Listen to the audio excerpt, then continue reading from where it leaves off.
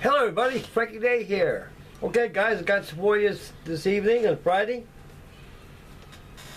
This will be video number 1 for the old 1958 ITC kit of the Yacht America. Yacht Atlantic, excuse me guys, I'm very truly sorry. The Yacht Atlantic. Okay guys, and before we get onto the model, I'll discuss a little history about the ship here. I'm pretty familiar with the Yacht Atlantic. It was a long forgotten master of the seas cup racer. She held cups up to 75 years. That's a long time, guys. She was never beaten. Even the fastest clippers couldn't catch up with her. She was constructed by Townsend and Downey, I believe in England, and by 1903, and William Gardner was the designer. He designed the monohull. She was a monohull. That's why she had that big old slender hull with a very low keelson. She was gaff rigged with 3 masts and had a crew of about 40 men, and carried passengers during the cup races. A lot of passengers paid a lot of this go across the pond on something like this. So that's the way it was back in the windjammer days. And her demise was very, very saddened. She was sunk at the moorings because she rotted away because of neglect. And her glorious days was during her cup racing days, during the Kaiser Wilhelm Cups and the Kaiser's Cups and all kinds of cups that they had. And during the outbreak of the First World War, she was requisitioned to the United States Navy as a patrol yacht, because she was faster than any U-boat can ever do. I can get to her or anything. She was faster than a merchantman. And so she survived the First World War. Then she was bought by a private person who had a little bit of this and bought her. But he realized he had more than he bit off more than he could chew.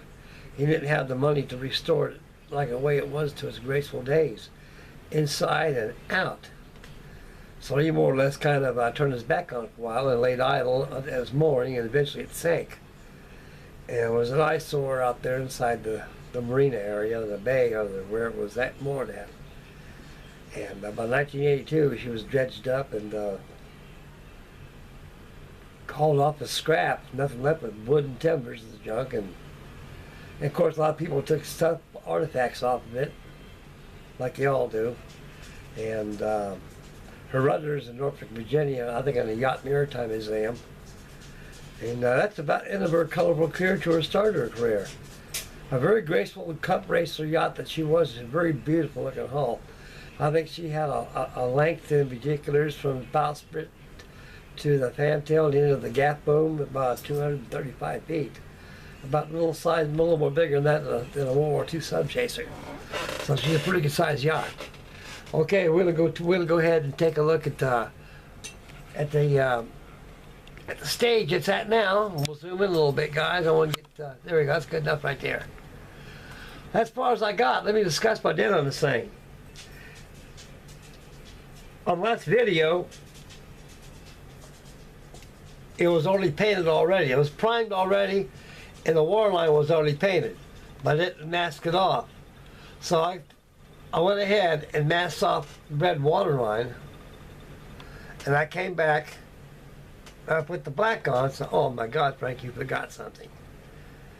You forgot to put the boot topping on here, the white boot topping on the freeboard.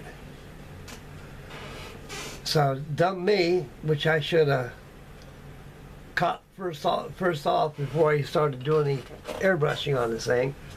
I went ahead and remasked the bottom of the waterline. I took white paint, airbrush, 3 coats of white paint, not big old overblasts of white paint, just a little bit of white paint, until it covered the area. And I took some of that trim tape. I had some black trim tape. You buy these at hobby shops, usually for trim work and stuff. good stuff for modeling, especially stuff like this, making boot top lines and stuff, anything, you know, boot topping, water lines of model, mostly in ships. It works very, very well. Aircraft too. Excuse me. Now I went ahead and applied that pinstripe tape above the white, but it's still masked over here ready. Then I went ahead and took an airbrush and airbrushed the black over the pinstripe tape where I painted before. When it dried, I removed the tape from the water line and pulled off the black pinstripe tape. And this is the end of the results. It works very well. The portholes were all picked out with gold paint.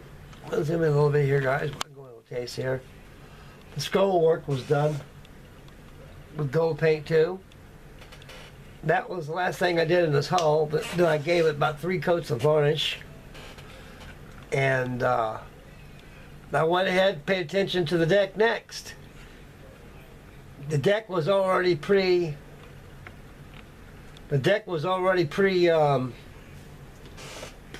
already. So what I did, I got some tube acrylic paint. I bought this at Hobby Lobby. They got a lot of stuff, inks, washes, all that stuff.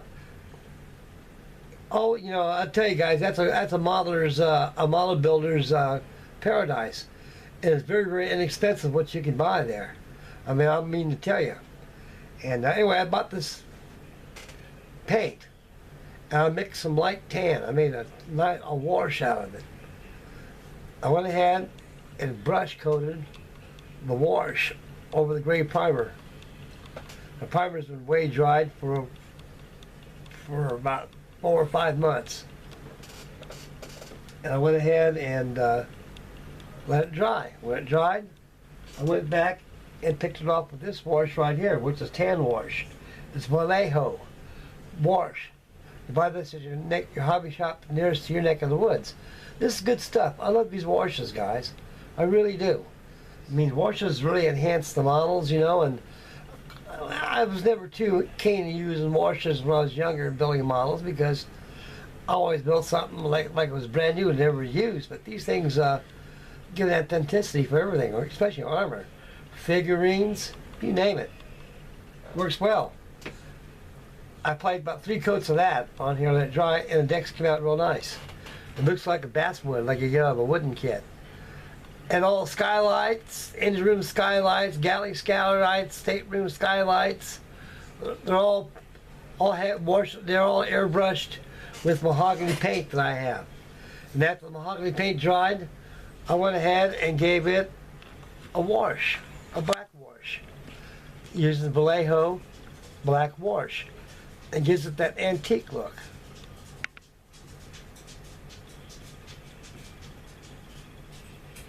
I still got more deck furniture put on there. I got to put the ship's wheel on top of the wheelhouse, and I got after lockers go to the after steering lockers, which was after the steering house. And at forward, you got skylights all picked out real well, and that goes together very, very well, as you can see. I love this Yacht Atlantic. Very pretty ship. So I got 5 rails put on it, davits put on it, and a few other deck fittings here and there on it that need to be installed before I proceed any further. And like I say, ain't nothing to the mast, you know, and so that'll be the last thing I'll do on this thing. I'll start rigging it up, and the sails will give you a very beautiful looking sails. They're beautiful. I mean, for kidization as this thing is, it's all you young fellas out there sure missed it all. I tell you, those young, old dudes like me, you know, and they made kits back in those days that was just superb. Some were junk, but you didn't know any better. You're lucky you got it because you have it. Okay, I'm going to swing this camera back to me again and discuss what I'll be doing next.